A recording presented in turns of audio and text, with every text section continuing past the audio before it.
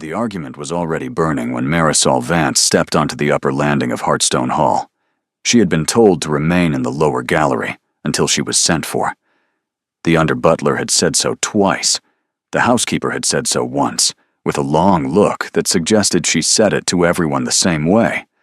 But the voices on the floor above were carrying through the carved oak banisters with such unkind clarity that Marisol could not pretend she did not hear them, and she had never been the kind of woman who could stand quietly while strangers decided what would become of her. "Another stray, Mother. How many do you intend to gather before the year is out?"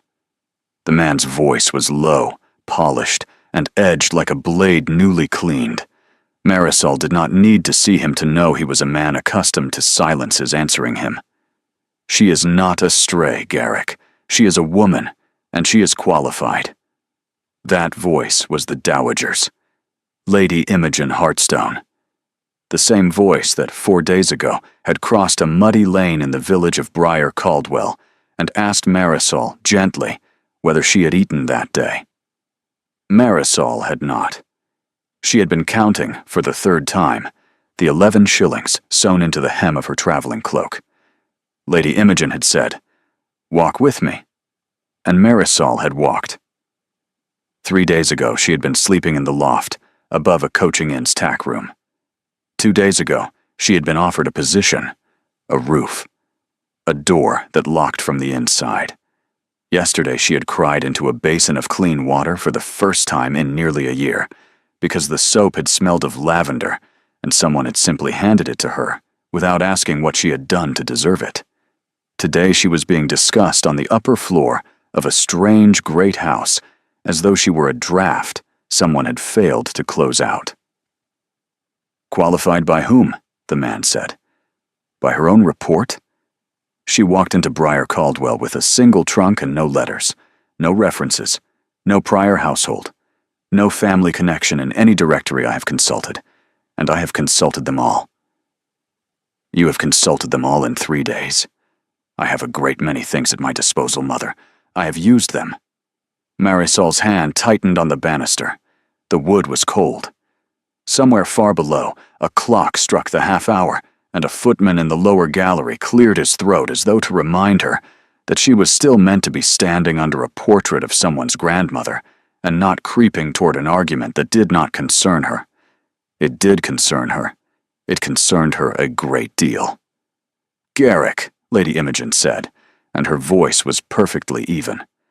"Hattie has not spoken in 5 months. I am aware. She has not spoken to her tutor. She has not spoken to her nurse. She has not spoken to me, and I am her grandmother. She speaks to no one. I am aware. Then perhaps you might allow that someone new, someone the child has not already learned to fear or pity, might be of use, or might be of harm, to a 6-year-old, in a household with 22 staff and a master who locks his study at night. To my ward," he said, and the word landed harder than the rest. "To my brother's daughter, to the only piece of him I still have above ground. Yes, Mother, to harm. Because every person who has come through that gate since the funeral has wanted something, and the longer I sit in this house pretending otherwise, the more certain I am that the next one will simply be cleverer than the last." Marisol stopped breathing. She had known, vaguely, that there was a child. She had been told by Lady Imogen, in the carriage, that the household contained a young ward in need of gentle company. She had pictured, foolishly, a pale girl in a clean dress sitting at a window seat, with a book she could not yet read. She had not pictured a child who had not spoken in 5 months. She had not pictured a man who guarded that child the way a soldier guards the last fire on a cold field. "You will frighten her," Lady Imogen said softly. "I would rather frighten her than bury her." The door at the top of the landing was ajar. Marisol could see the corner of a desk, and the edge of a green carpet, and the back of a tall coat, very well cut, very still. She should have gone back down. She knew she should have gone back down. Instead, she crossed the landing, set her hand against the door, and pushed it the rest of the way open. Two heads turned. Lady Imogen's eyebrows lifted, but not unkindly. The man's face she saw clearly for the first time. He was younger than she had imagined, perhaps 32, with dark hair cut close and a jaw that looked as though it had forgotten how to ease. His eyes were a gray so dark it crossed into something almost black, and they fixed on her with the still attention of a man cataloging a stranger in a room he owned. "You were told to wait downstairs," Lady Imogen said. Not a reprimand, a statement, given for the benefit of the third person in the room. "I know," Marisol said. And yet I would rather not be discussed in a corridor I am standing under." Marisol's voice came out steadier than she had any right to expect. "If His Grace has objections to my presence, I would rather hear them from his own mouth than guess at them through a banister." The Duke of Ravenmere did not move. He did not speak for a long moment. The clock somewhere below struck again. "Get out," he said. "Garrick." "No, Mother." He had not raised his voice. He had not needed to. "If Miss Vance wishes to enter rooms uninvited, she can begin her acquaintance with this house by leaving them when she is told." "The door, Miss Vance." "Now." Marisol did not move. Her heart was striking her ribs hard enough that she was certain he could hear it. But she had spent the better part of 3 years in a house where flinching had been treated as encouragement, and she had trained the habit out of herself. "Your Grace," she said, "I came through that gate because your mother offered me a chance to be useful. I did not come because I wanted a great house, or a duke, or a name on a register. I came because I had nowhere else to go, and she was the first person in a year who looked at me as though I were a person and not a problem. If you intend to send me away, I will go. But I will not be sent away on the strength of a conversation I was not permitted to attend." There was a silence so complete she could hear the fire behind him hiss against a damp log. "Did you," he said slowly, "just refuse a direct instruction in my own study?" "I heard your instruction. I asked to finish first." He looked at her. He did not look away. She did not look away either, although it cost her more than she would have admitted aloud, because his gaze had the quality of a man weighing something against a scale only he could see. Then, deliberately, he walked to the door. He did not slam it. He held it open. "Downstairs," he said. "Now. If you are still in this house in 1 hour, we will discuss the terms under which you remain.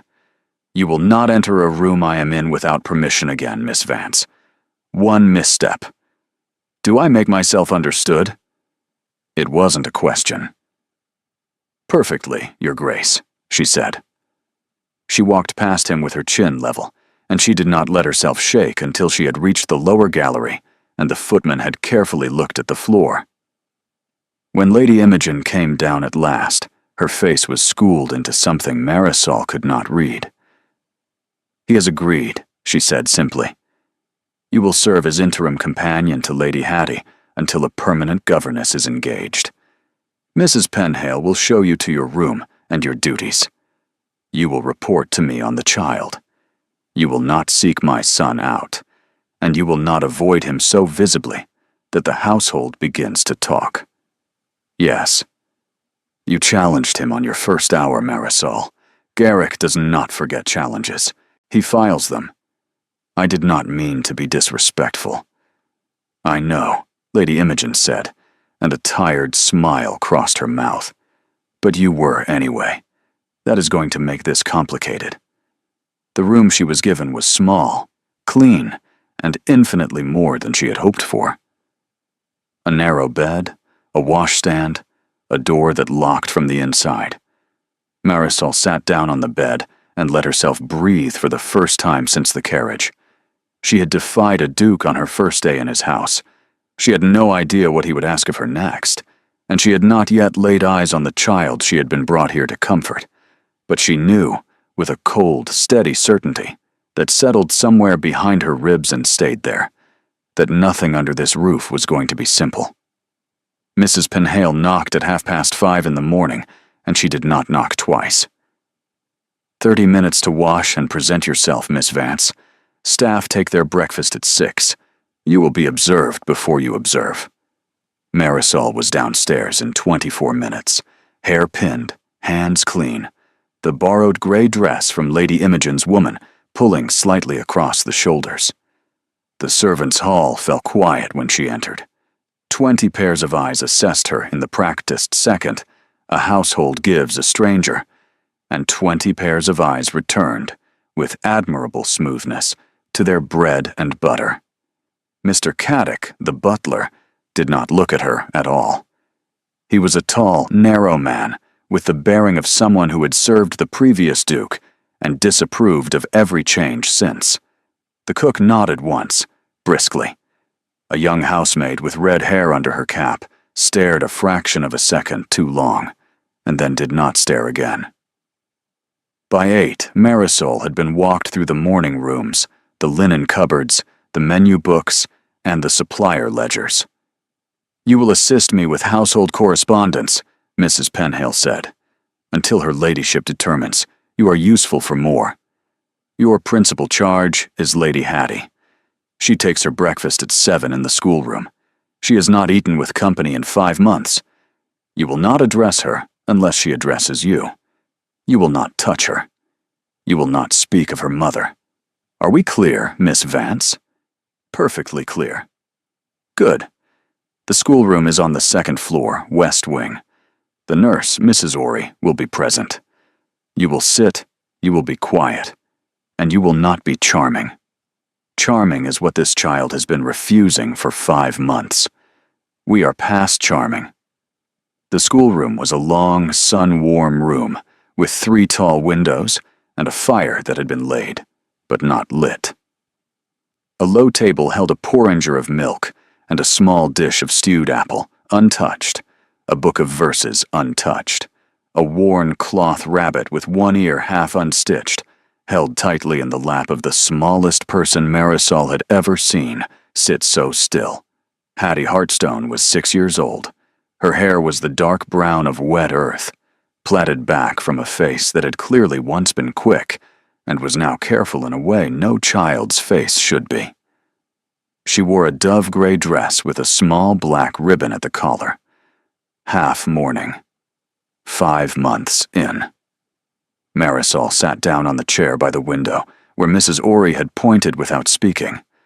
She did not greet the child. She did not smile. She took a small darning basket from the side table and began to mend a stocking she had been given for the purpose. Hattie did not look up. Her thumb worked at the loose thread of the rabbit's ear, gently, over and over. Marisol did not say a word for 40 minutes. At 8 o'clock, Mrs. Orry rose, said something quiet about the kitchen, and went out, leaving the door precisely 2 inches ajar.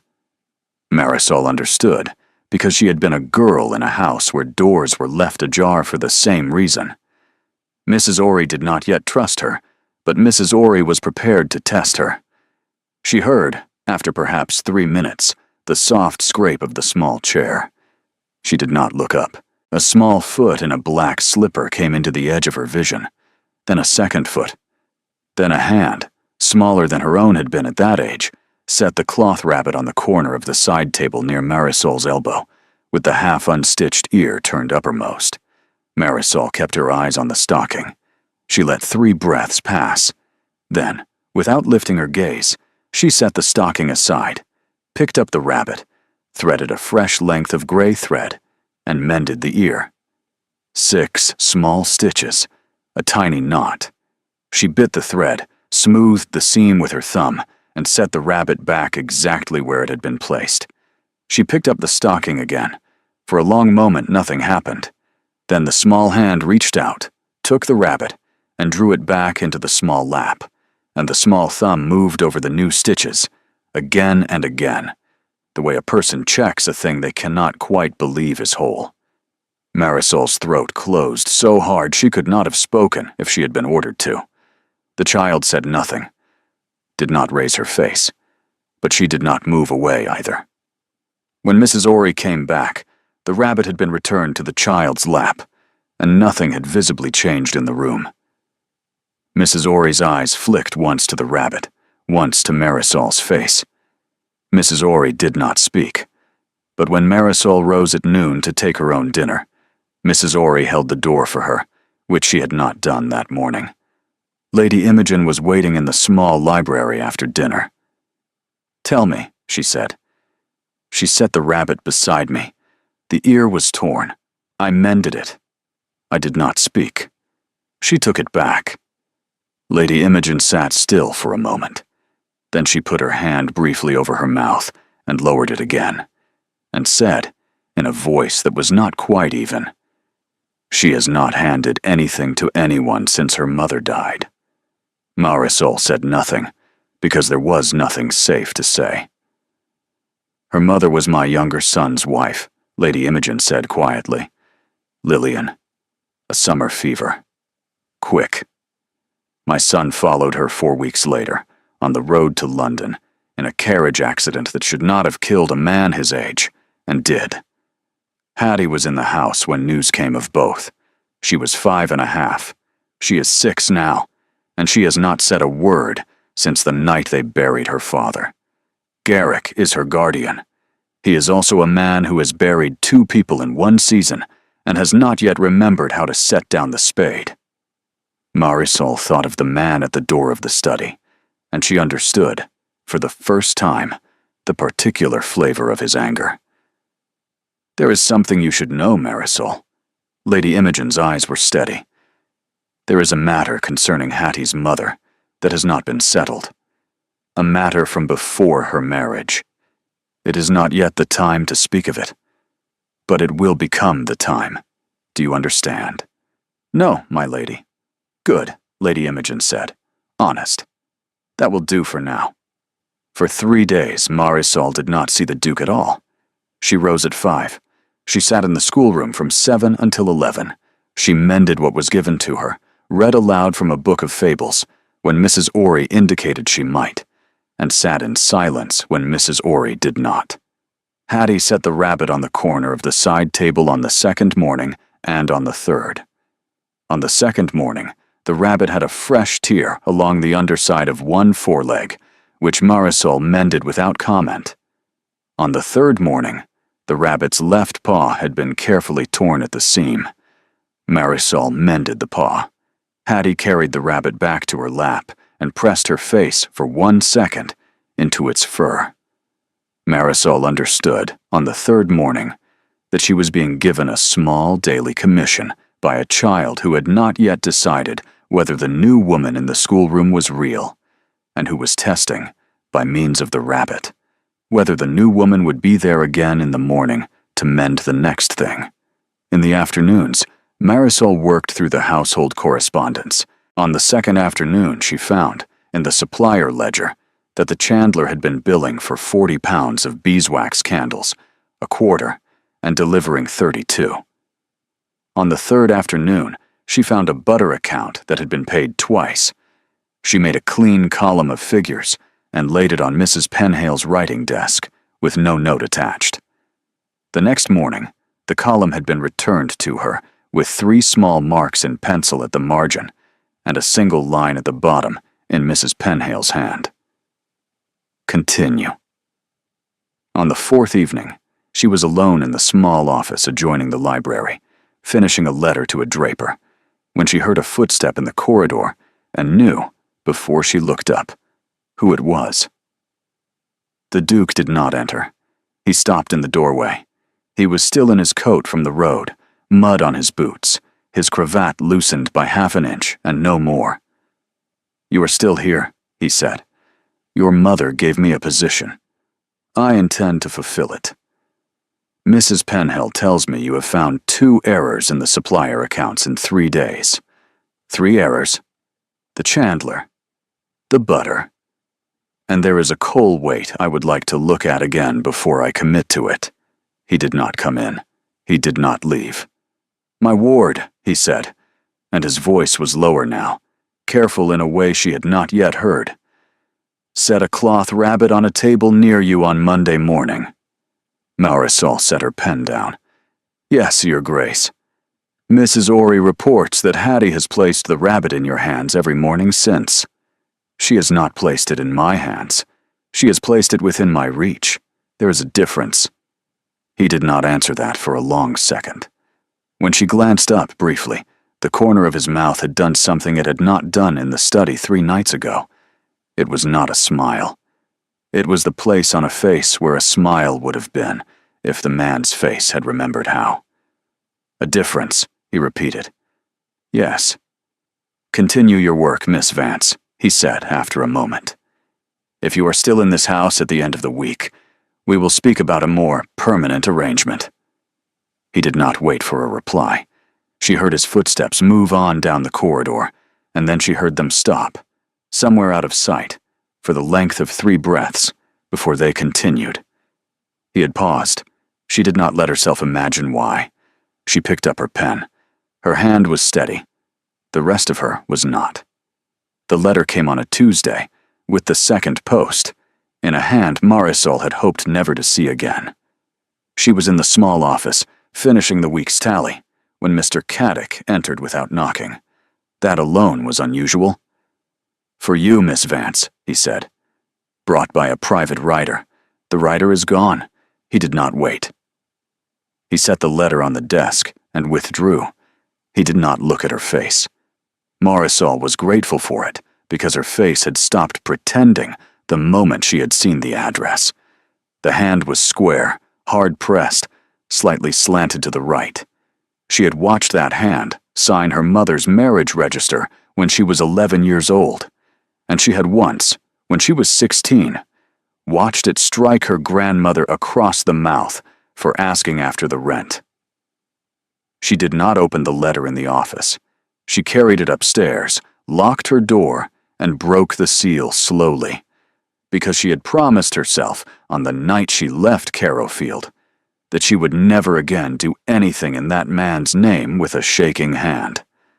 "Marisol, I know where you are. I know whose roof you are under. I know the name of the child you are paid to sit beside, and I know the name of the man who pays you. The country is not as wide as you imagined when you took my purse from the desk drawer and ran for a coat you had not earned the price of. I am owed restitution, and I will have it. You will return to Carrowfield within 7 days of receiving this letter, or I will write to the Duke of Ravenmere directly, and I will explain to him, with such particulars as I see fit to provide, the nature of the woman he has placed in a room with his late brother's daughter. 7 days, Marisol.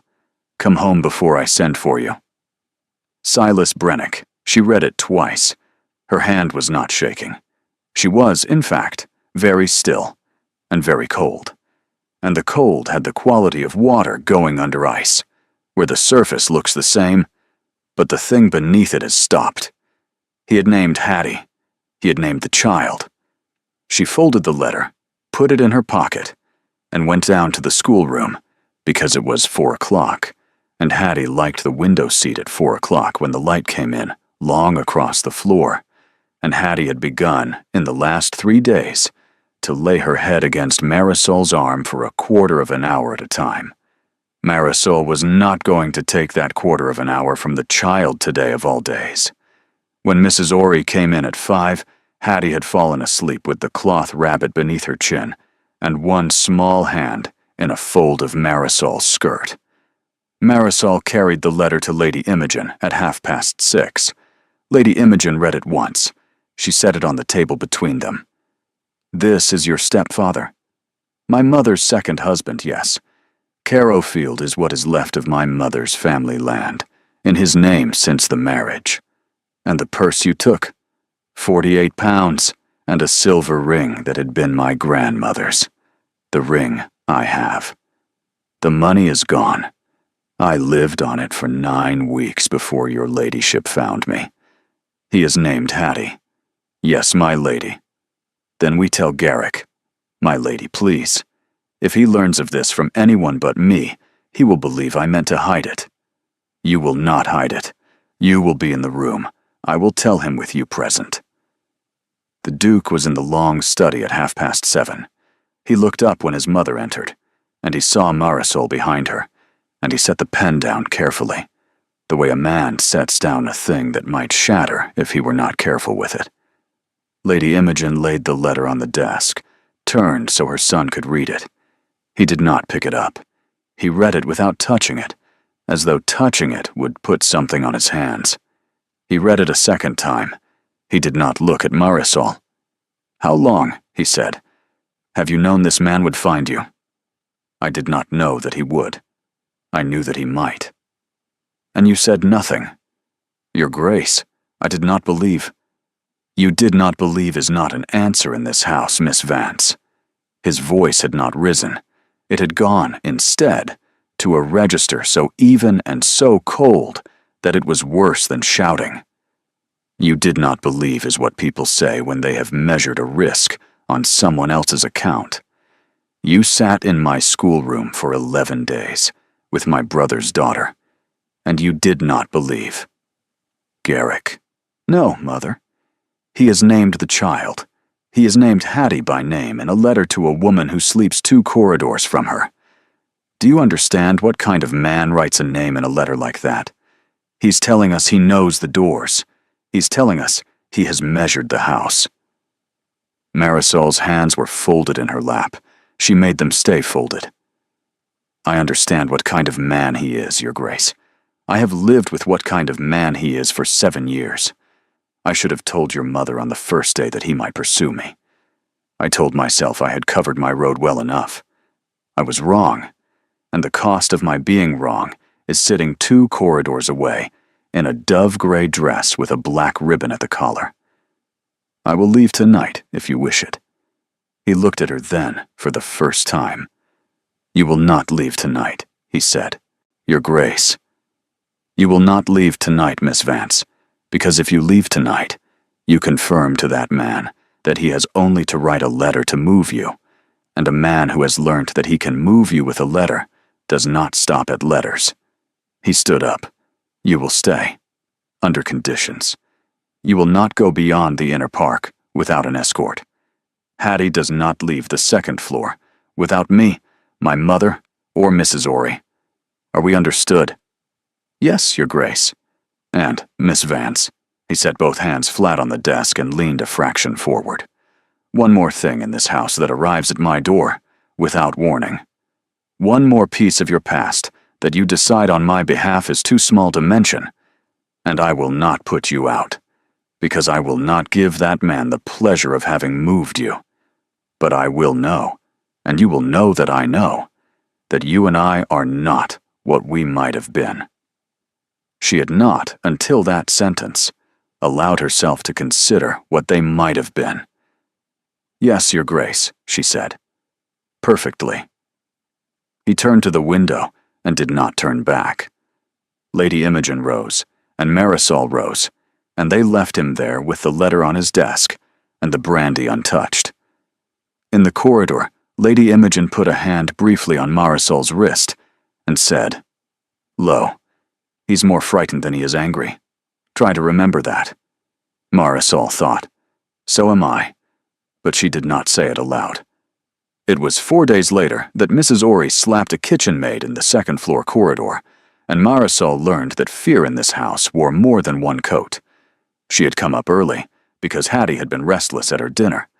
She came up to find Mrs. Orry in the corridor, with her hand still raised, and a girl of perhaps 15 pressed against the wall, with her cap askew and a red mark blooming under her left eye. "What has happened here?" Mrs. Orry turned. She was a square, capable woman of 50, who had been with the previous Duchess for 19 years, and Hattie since Hattie's birth.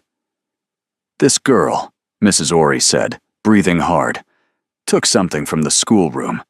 "I did not, ma'am. I swear to you on—" "Be quiet, Pell. What was taken?" Marisol said. "The miniature, from the mantel. Lady Lillian's miniature. It is gone." Marisol felt the corridor tilt. The small painted oval that sat on the schoolroom mantelpiece, which Hattie did not look at and did not touch, and from which she did not stand more than 4 paces away on the days she sat by the fire. And you saw Pell take it? I saw her in the room. She is a kitchen maid. I came up for the tray, ma'am, only the tray. Be quiet. Mrs. Orry, Marisol said, and her voice was even. Please lower your hand. Mrs. Orry lowered her hand. She had not realized it was still raised. Pell, look at me. Did you take the miniature? No, miss. I did not. I would not put a hand on Lady Lillian's picture, miss. On my mother's life, I would not. Did you go into the schoolroom? To the door, miss. Only to the door. I did not cross the threshold, I swear it. Mrs. Orry, was the miniature on the mantel when you left the room before the tray came up? A pause. Mrs. Orry's mouth opened and closed. I cannot say with certainty. Then before we strike a girl on her face, we will look for it. Miss Vance, you are not. I am not the nurse. No. But I am charged with this floor in your absence by Mrs. Penhale's own schedule. And I am telling you, we will look for it before we accuse a child of 15 of theft from a morning room. She did not raise her voice.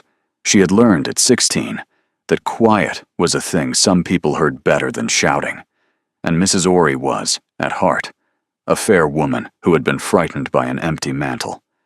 Where is his grace? Below stairs, miss, with Mr. Caddick, the wine. Send Liddy for him. We will not move the search forward without him.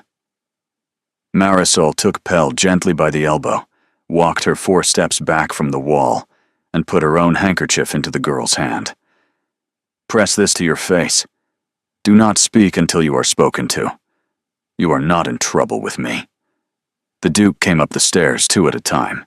He took in the corridor, the kitchen maid with the handkerchief, Mrs. Orry's straightened back, Marisol's folded hands in a single sweep. What has happened? Marisol told him, plainly, in 30 words. He listened without interrupting, and when she had finished, he said only, We will search the schoolroom, the corridor, and Pell's pocket, in that order. Mrs. Orry, you will be present. Miss Vance, you will be present. Pell, you will turn out your apron yourself in front of all of us when we are ready for you. Is that acceptable, Pell? Yes, Your Grace. The miniature was not on the mantel. It was not on the floor. The Duke himself was the one who found it, finally, in the work basket on the side table by the window seat, half wrapped in a length of gray thread Marisol had been using to mend a pinafore that morning. The basket sat by Hattie's chair. The Duke lifted the miniature out. He did not speak for a moment. Hattie, he said quietly, did you put your mother's picture in the basket? Hattie was sitting in the window seat, the rabbit pressed against her chest, her eyes on the floor, a perfect small statue. She did not speak. She nodded. Once.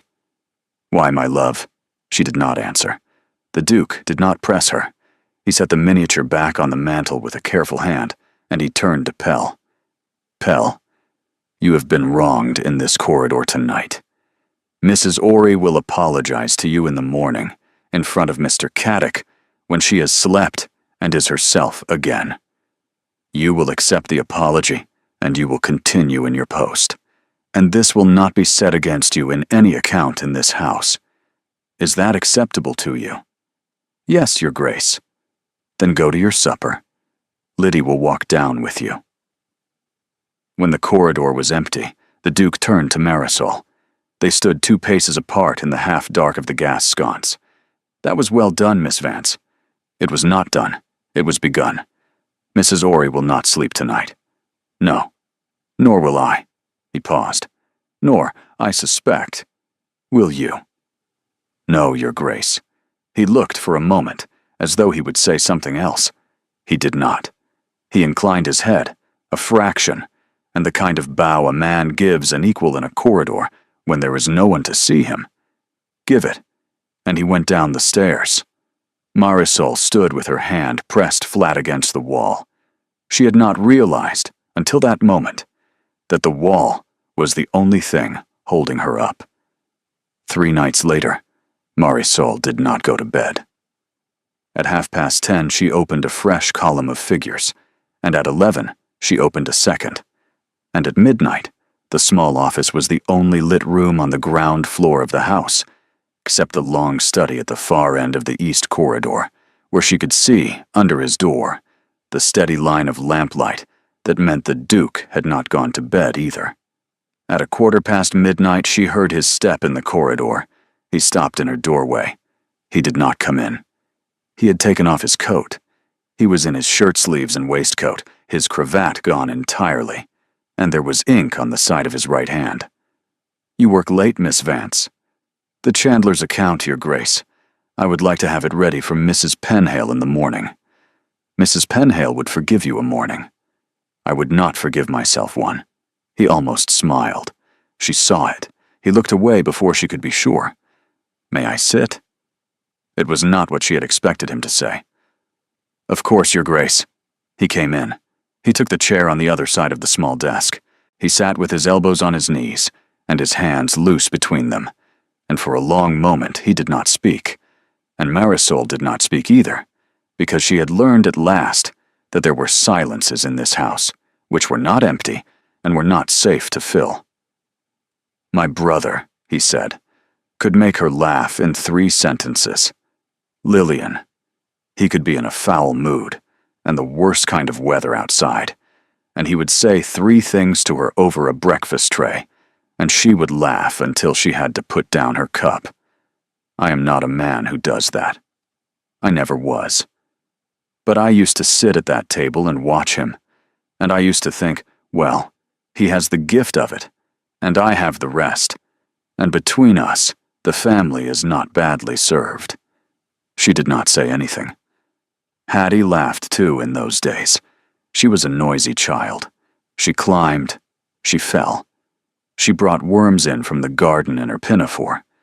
She put one in my boot once, on purpose, and stood at the door of the morning room and waited for me to find it, because she wanted to see my face. How old was she? 3. 3.5. He let out a breath that was nearly a laugh, and was not. She has not laughed in 5 months, Miss Vance. Not at her grandmother's birthday. Not when the gardener's terrier had poops. Not on Christmas morning. Not laughing is not the same thing as not speaking, and I did not understand that until recently. No, it is not the same. You read to her in the afternoons, from a book about a fox. Yes. She turns the pages for you. Marisol's eyes pricked, sharp and unexpected. On the 3rd afternoon, she did not, the first 2. He looked at her then. He had not looked at her, properly, since he had sat down. "I do not know," he said, "if I can trust you." She did not answer that. There was no answer to it. "I'm beginning to think," he went on, slowly, as though he were placing each word separately on a table where he could still pick them back up, "that whether I can or cannot is not, perhaps, your fault. That is not an apology, Miss Vance. I am not yet able to apologize. But I will say it, because I owe you the honesty of it. You have not behaved like a woman who came here for what she could take. I do not yet know how to be a man who believes that. I am trying. That is more than I have been offered in 3 years, Your Grace." He looked at her a moment longer.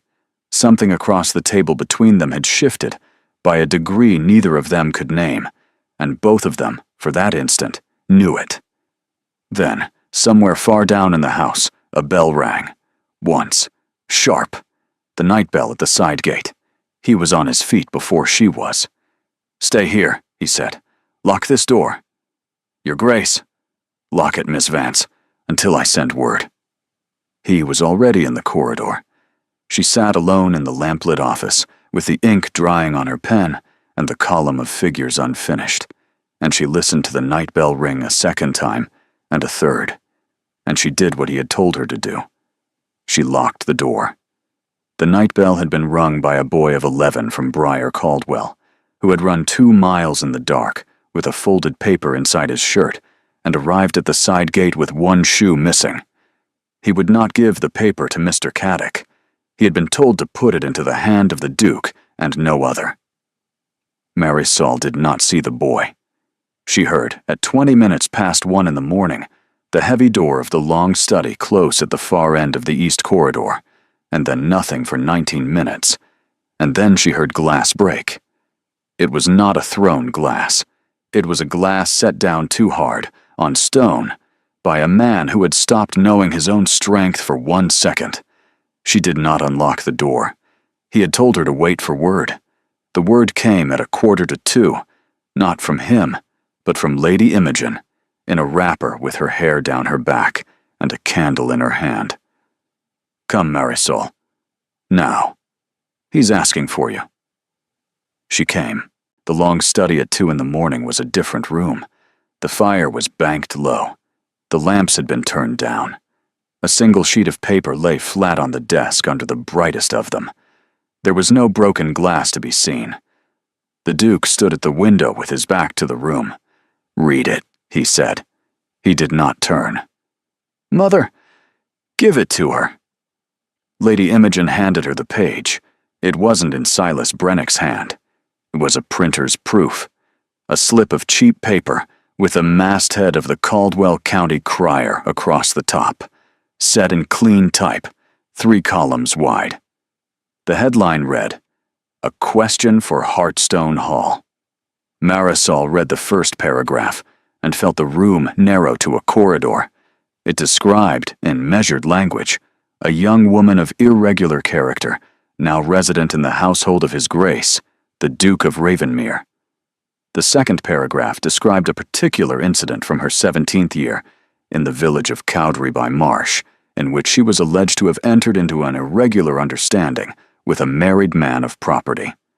The third described an unspecified sum of money missing from her stepfather's strongbox at the time of her departure. The fourth asked whether such a person was a fit companion for the orphaned daughter of the late Lord Edmund Hearthstone. Below the 4 paragraphs ran a printer's note. Set for the Friday edition, unless withdrawn by the proprietor before the Thursday press. It was Wednesday morning. It was not yet 3.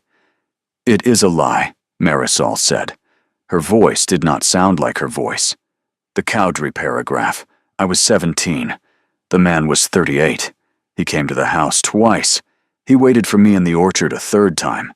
I ran from the orchard to the kitchen, and I told the cook, and the cook told my stepfather, and my stepfather told me I had encouraged him. He told the man's wife I had encouraged him. He took money from the man, Your Grace. The cook was put out of the house within the month for having spoken. That is the irregular understanding." She set the proof down on the desk because her hands had begun, finally, to shake. He had not turned from the window. "And the strong box. 48 pounds, as I told you, and my grandmother's ring, which wasn't his to keep. The 48 pounds I cannot return because I lived on it for 9 weeks. I will work it off. I will work off twice it, Your Grace." "Stop, Your Grace. Stop, Miss Vance. I did not bring you in to bargain." He turned then. His face was the face of a man who had not slept, and did not intend to sleep. There was no anger in his eyes. There was a tiredness that had been waiting in him for 5 months, and had finally been given a reason to come up to the surface. "You did not tell me about Cowdray." "No, Your Grace." "Why?" "Because there is no version of Cowdray, Your Grace, in which the telling of it makes a man think better of me. Not the men in Cowdray. Not the cook who lost her place. Not, in the end, my mother, who was alive then, and chose to believe him over me. There is no audience for the Cowdray story that has ever heard it kindly, and I had every reason to expect that a man who had told me already that my unspoken pasts would put me out of his door for that one in particular. And so you decided for me. Yes. Again. Yes. He looked at her for a long moment. "Get out," he said. "Both of you. Now, I will not say it twice tonight. Garrick, Mother, out. Lady Imogen took Marisol's elbow. They went. In the corridor, with the door shut behind them, Lady Imogen said quietly, "Pack a small bag. Not your trunk. A bag. Be ready by 6 in the morning. Don't come downstairs until I send for you. My lady, Marisol, he has not put you out. He has not said the words. Until he says the words, you are not out. Pack the bag. Sleep if you can. I will sit with him." Marisol climbed the back stairs. She did not pack the bag. She sat on the edge of the narrow bed in her gray dress, and at 4:30 in the morning she heard a small sound at her door. It was Hattie, in her nightdress, barefoot, the cloth rabbit beneath her chin. The child had walked, alone, in the dark, the length of the second-floor corridor, down the back stairs, and along the lower passage to find her. Marisol opened her arms without speaking, and Hattie came into them, and Marisol sat on the cold floor of her small room, with the child in her lap and the rabbit between them, and Hattie was holding on to the front of her gray dress, with both small fists in a grip that did not loosen until the sky outside the window had begun, faintly, to gray. By 8 o'clock that morning, Marisol had still not been sent for, and Hattie had been carried back to her own bed by Mrs. Orry without a word of reproach to anyone. The household, with the curious tact of well-trained staff, was moving through its routines as though nothing in the night had been any different. Marisol washed her face. She dressed. She drank a cup of tea that Liddy brought up to her without being asked, and which sat slightly cooler than it should have been, because Liddy had stood for a long moment outside the door before she had knocked. At 9, Lady Imogen came up to Marisol's room. "Walk with me." They walked along the upper gallery, where the morning light came in, long and even through 8 tall windows, and there was no one to overhear them. "Garrick has been at his desk since 5, Lady Imogen said. "He has written 4 letters. He has sent 1 rider to Salisbury and a second to London. He has summoned Mr. Hollis, who is his solicitor. He has not slept. He has not eaten. He has not, Marisol, told me to send you away. He told me to get out. He told you to get out of his study at 3 in the morning when he was holding a printer's proof in his hand. He did not tell you to get out of the house. There is a difference, and he knows it. Lady Imogen, hush. He has, in addition to the letters, sent for 2 men from London who do work of a particular kind. They are not constables, and they are not lawyers. By Thursday afternoon, my son will know more about Silas Brennick than Silas Brennick remembers about himself. He is not sending me away.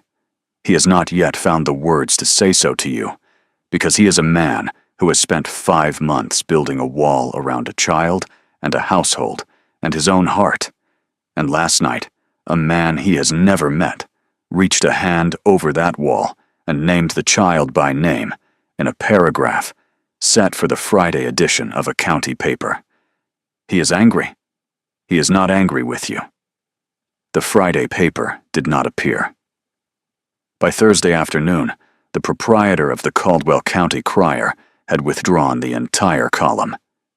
By Thursday evening, Silas Brennick had been served at Carrowfield with a packet of documents from the firm of Hollis and White on behalf of His Grace the Duke of Ravenmere, which laid out the following: that he had, on 3 documented occasions in the preceding 11 years, made and circulated allegations of moral impropriety against young women of his household, which had been demonstrated, before 2 separate magistrates, to be false; that his accounts at 4 county banks were in arrears to a sum exceeding £290; that the title to Carrowfield, which he had claimed in his late wife's right, had in fact been entailed by her father, in such a way that her daughter, Marisol Ann Vance, was the present and lawful holder of the freehold, and had been since her 21st birthday, 11 months previously; and that any further attempt by him to communicate with the said Marisol Vance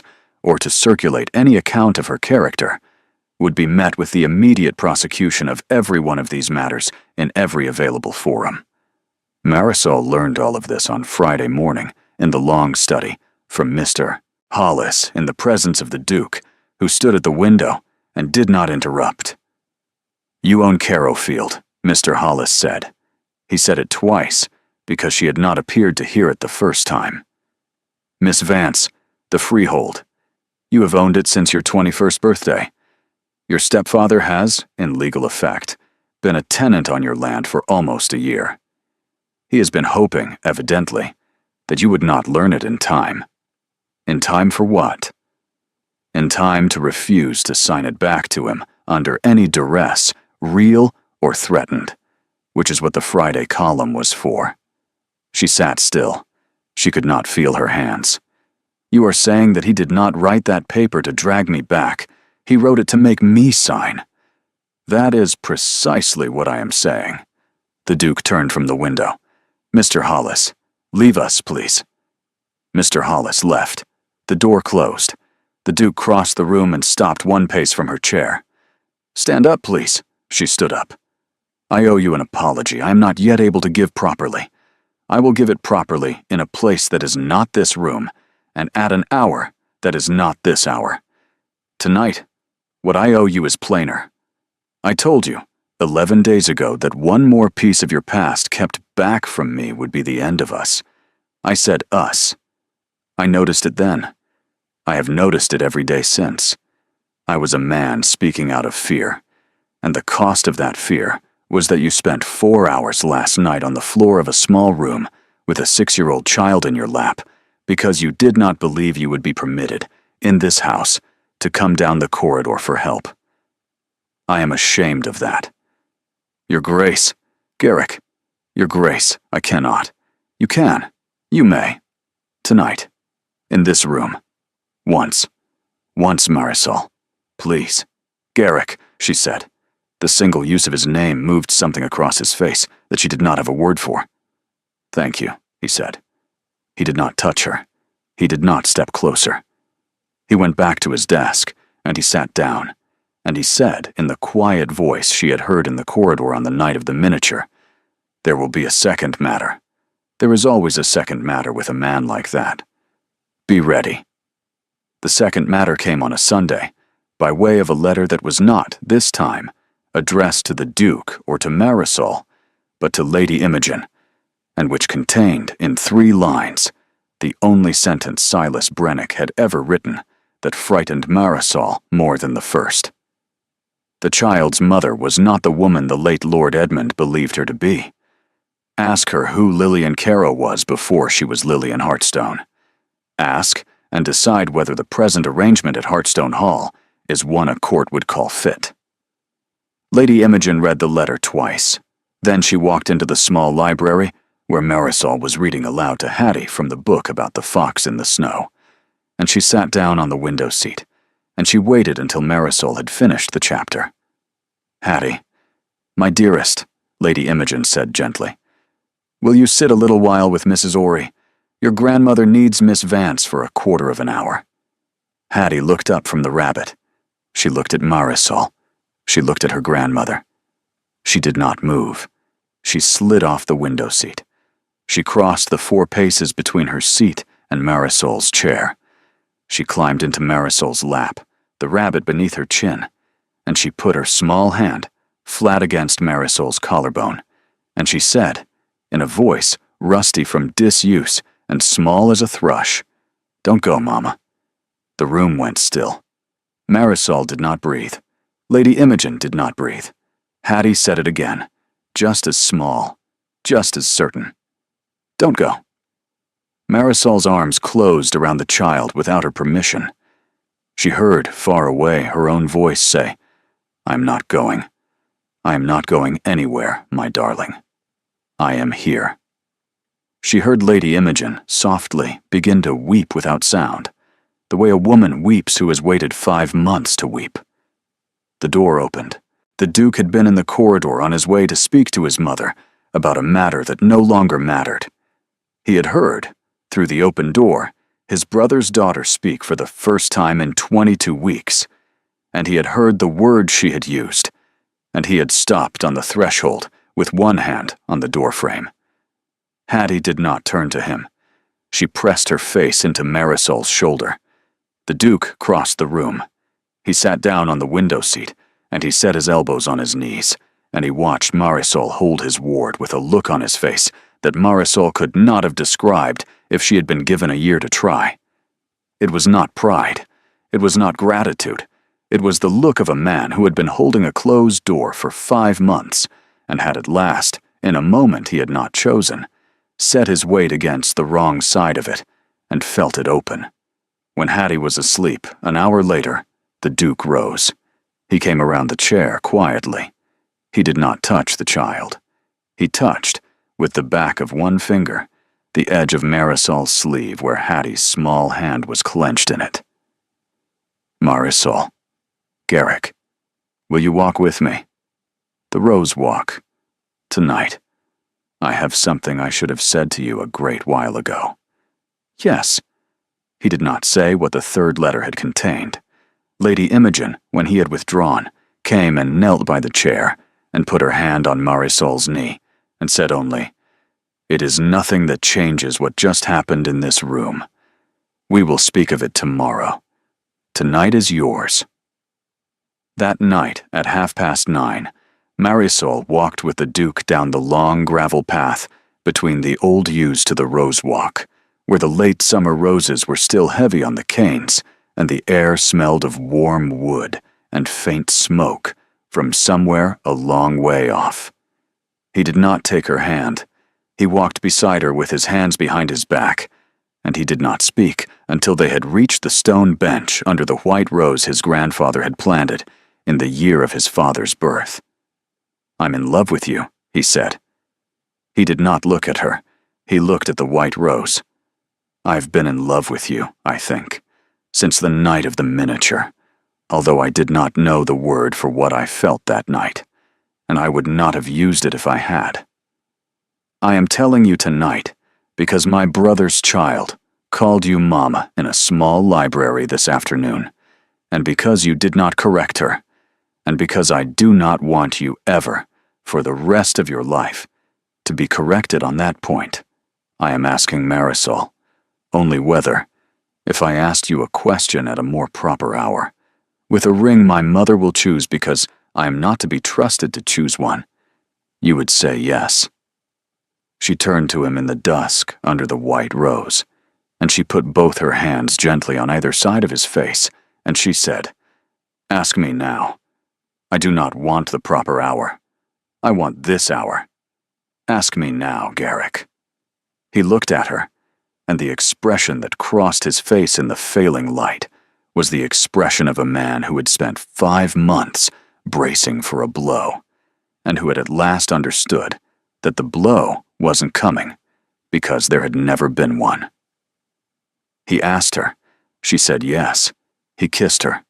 Once, carefully, the way a man kisses a thing he has been told he may finally hold, and somewhere far up the path, a nightingale that had not been expected at this season began to sing, and Marisol thought, quite clearly, that whoever had told her at 17 that she was not a fit person to be loved had been a small man who had not lived long enough to know what loving was. Silas Brennick came to Briar Caldwell on the following Tuesday, in person, in a hired chaise, with 2 men who had the look of men hired by the day.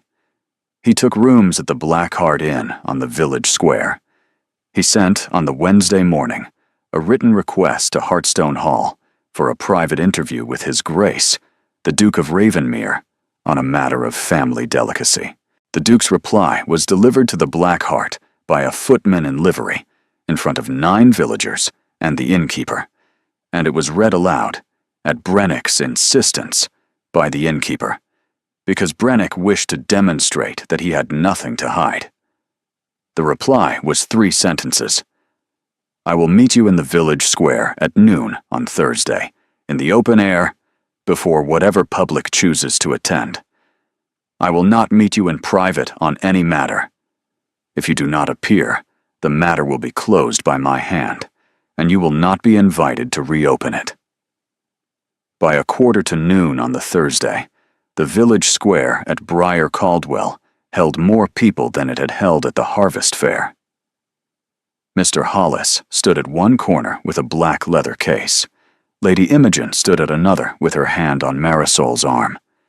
Marisol wore the gray dress she had worn on her first day in the house because she had wanted, this morning, to remind herself what she had walked in with. The Duke stood in the center of the square. He was in a dark coat. He had no hat. Silas Brennick came out of the Black Hart at 5 minutes to noon. He had dressed for the occasion. He had on a coat she did not recognize, and a stick-pin she had never seen, and the tight, pleased look of a man who believed he had counted, correctly, the cards his opponent was holding.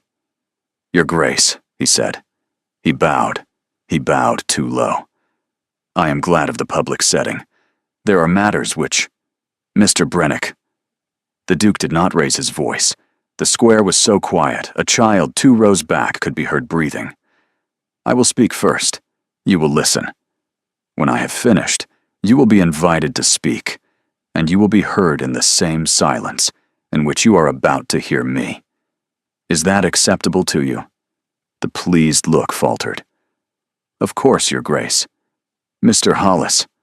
Mr. Hollis stepped forward and opened the black leather case. "In the matter of allegations against Miss Marisol Vance," the Duke said, "on the question of her 17th year in Cowdray by Marsh, I have here the sworn deposition of one Hannah Tillett, formerly cook to Mr. Brennick at Carrowfield, taken before a magistrate on the 11th of this month. I have here the sworn deposition of the wife of the gentleman in question, who is now a widow.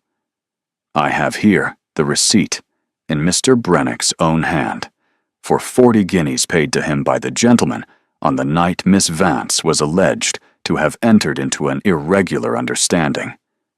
The understanding, gentlemen, was 40 guineas, and it was struck between 2 men over the head of a girl of 17. It was not struck by Miss Vance. It was struck against her." A murmur went through the square. It was not kind to Brennick. "In the matter of the strong-box at Carrowfield, I have here the entail document of the late Mr. Carrow, Miss Vance's grandfather, by which the freehold of Carrowfield passed in fee simple to Miss Vance on her 21st birthday, 11 months and 3 weeks ago. Mr. Brennick has been a tenant on Miss Vance's land since that date. He has paid no rent. He has, in fact, drawn on her revenues to the sum of £140 in the same period. The £48 taken from his strong-box was, as a matter of plain law, her own money out of her own house." The murmur rose. "In the matter of the column set for last week's Caldwell County Crier, I have here a sworn statement from the proprietor that the column was paid for, in advance, by Mr. Brennick, in the sum of £9 and 6 shillings, on the morning of the day before the press." He turned, finally, to Brennick. "Mr. Brennick, you have my word, before this company, that you will be heard, without interruption. Speak, sir. The square is yours." Brennick did not speak. He had gone the color of old tallow. His mouth opened. It closed. The 2 men he had brought from London had, at some point in the recital, taken 3 steps backward, and were now no longer, plainly, in his employ. "You will leave this county," the Duke said quietly. "You will leave it today. You will not write to Miss Vance. You will not write of her. You will not set foot on the freehold of Carrowfield without her written leave, which will not come. If you do any of these things, Mr. Hollis will file every paper in that case against you in every court in the kingdom, and you will not, sir, find a banker between Salisbury and Berwick who will lend you the price of a coach. Do I make myself plain?" Brennick made a small sound. It was not a word. He turned. He walked, not steadily, back into the Black Hart. By 6 in the evening, he was gone from Briar Caldwell, and by 6 in the morning, from the county. The Duke turned in the square and held out his hand openly to Marisol. She took it. He did not bow over her hand. He drew her, in front of the whole village, to stand beside him. "This is Miss Marisol Vance," he said, and his voice carried to the back of the square. "She is a friend of this house. She is, by my mother's choice, and by my own, the companion to my ward. She will, in due course and in proper time, be more than that. Anyone in this village who has a question about her may bring it to me." No one had a question. The proper time came on a Sunday in early October, when the white rose under which he had first asked her was past its bloom, but the late red roses on the south wall were heavy and dark. Marisol did not know it was the day until Lady Imogen came up to her room after breakfast, with a small flat box of dark blue leather in her hands. "He asked me 3 weeks ago to choose this. He wished me to give it to you first, and to ask you whether you would have it, before he places it on your finger. He said, and I quote him, 'She has been measured by a great many people for a great many things she did not ask to be measured for. She will be measured for this by no one but herself. Open it, my dear, when you are ready.' She opened it. It was not a great ring. It was a thin band of old gold, with a single small emerald set flush to the band, and a tiny seed pearl on either side of the stone. It was my own grandmother's, Lady Imogen said. She was a country gentleman's daughter, who married a country gentleman's son. She wore this ring for 51 years, and mended a great many pinafores in it. I should like to see it on a third pair of hands that knows what a pinafore is." Marisol nodded. Lady Imogen kissed her once on the forehead and went out. There was a second small thing in the room that Marisol had not seen until she turned from the window. On the writing table by the door, a folded piece of paper. On the paper, in a hand she had come to know, 3 lines. "The Rose Walk, 3 o'clock. Bring Hattie." Gee, she read it twice. She put on her best dress, which was not very fine, and she went down to the schoolroom at 2:30, and she said to Hattie, "Will you walk with me to the Rose Walk this afternoon? His Grace would like us to come to him there." Hattie did not yet speak often. She had spoken, in the 4 weeks since the small library, perhaps 30 words. Mama was the one she used most. Yes was the one she used next. "Yes," she said. Marisol fastened her cloak. She fastened Hattie's. They went down the long gravel path between the yews together, Hattie's small hand in hers, the cloth rabbit under Hattie's other arm. He was waiting on the stone bench beneath the white rose, although the white rose had finished and the canes were bare. He stood when he saw them. He came to meet them halfway. He knelt in the gravel on one knee in front of the child first. "Hattie, my love," his voice was steady, "I am about to ask Miss Vance a question. I would like, before I ask her, to ask you one. May I, with your blessing, ask Miss Vance to be my wife? Which would mean, my darling, that she would be your aunt by the law of the kingdom, and your mother by every other law that matters. It would mean she stays, with us, with you, always." Hattie looked at him for a long moment.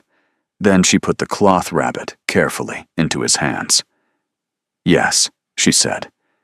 He held the rabbit as though it were a thing made of glass. He turned, still on his knee, to Marisol. "Marisol Ann Vance, I have nothing to offer you that you cannot get for yourself. You own a freehold. You have a profession.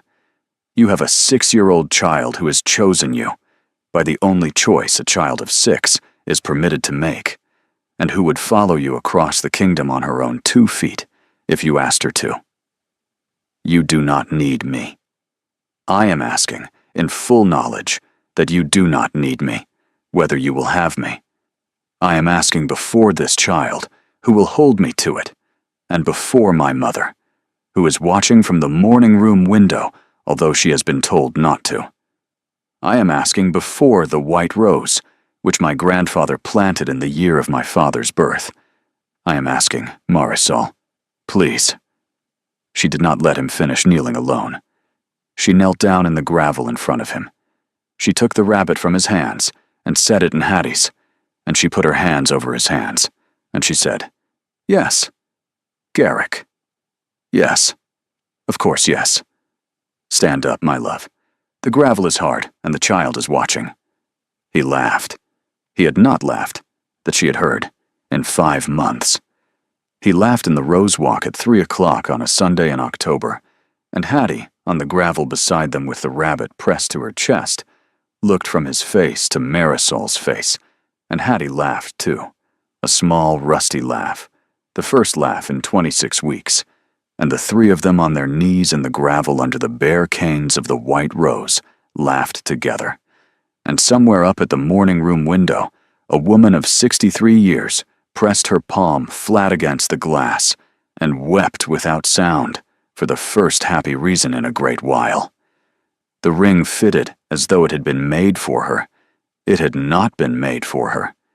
It had been made 68 years before for a country gentleman's daughter who had also mended pinafores.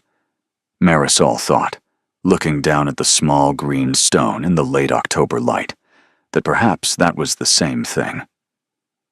The household was told that evening at supper. Mrs. Penhale wept into her napkin, which she had never done in 23 years of service. Mr. Caddick cleared his throat 3 times in succession, which was the closest he came in public to an emotion.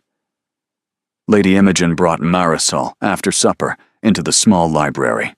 She unlocked, with a key from the chain at her waist, a low cupboard Marisol had not noticed before, and from it she lifted a wooden box of dark walnut, polished by handling. She set it on the table. "Open it." Marisol opened it. Inside were letters, folded, sealed, opened again, and refolded.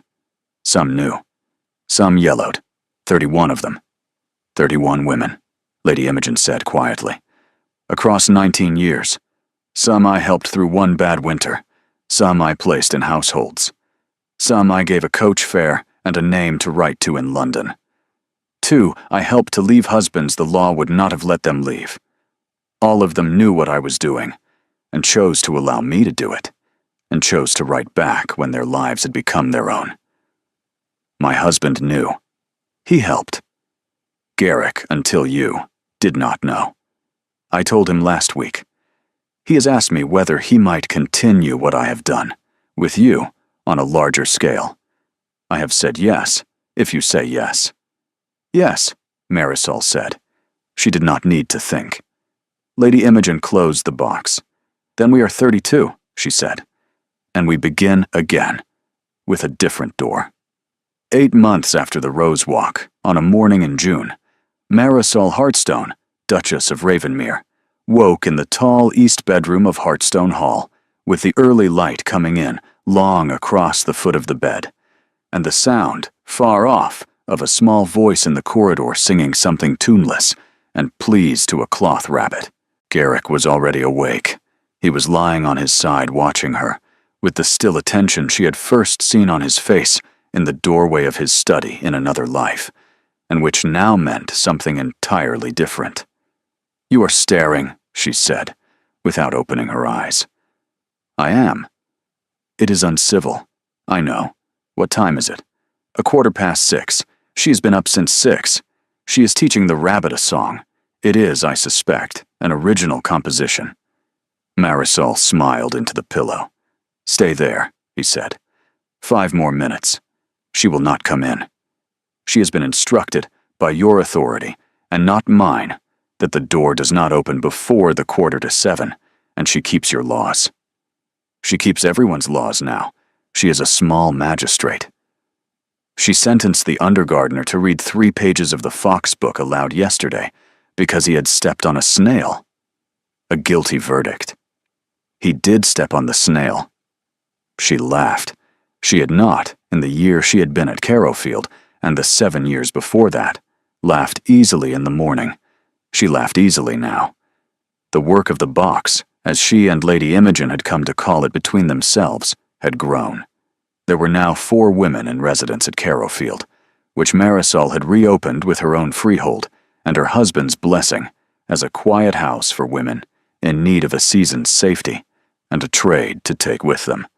Hannah Tillett, the cook from the Cowdrey deposition, ran the kitchen. A young woman named Bess Hollow, who had walked to Hartstone Hall in February, with a black eye and no shoes, was learning the dairy. The schoolroom at Carrowfield was run by a former governess from Yorkshire, whose case Mr. Hollis had quietly mended. In 8 months, it had given 13 women a beginning. The first letter had come in March.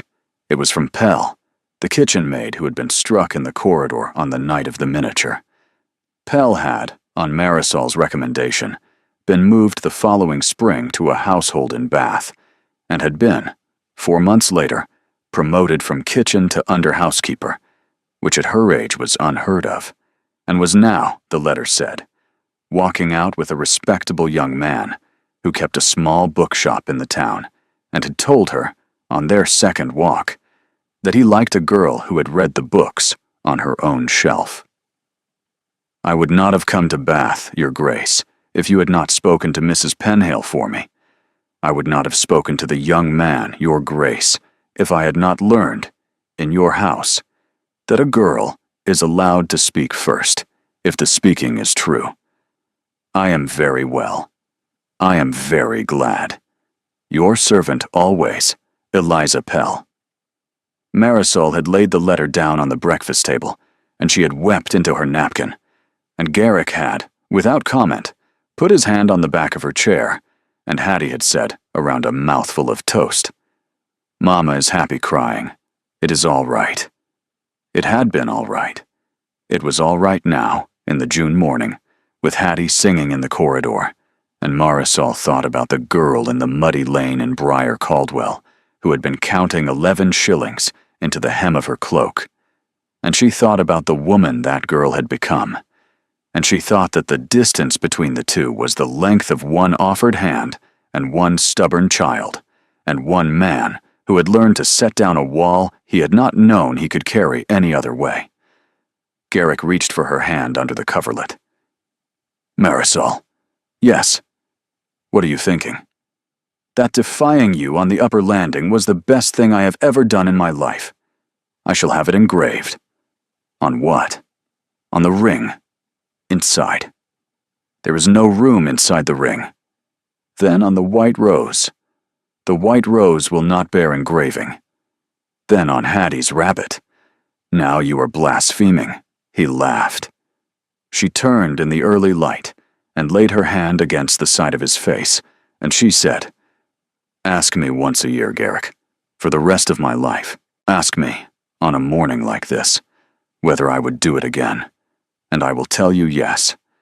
I would walk up that staircase 10,000 times to be exactly where I am at this hour. Even the gravel. Especially the gravel." The clock in the corridor struck 7:15. The door opened, carefully, by a small hand that had been told not to open it before the 7:15 and had counted, all the way down the corridor, to be sure.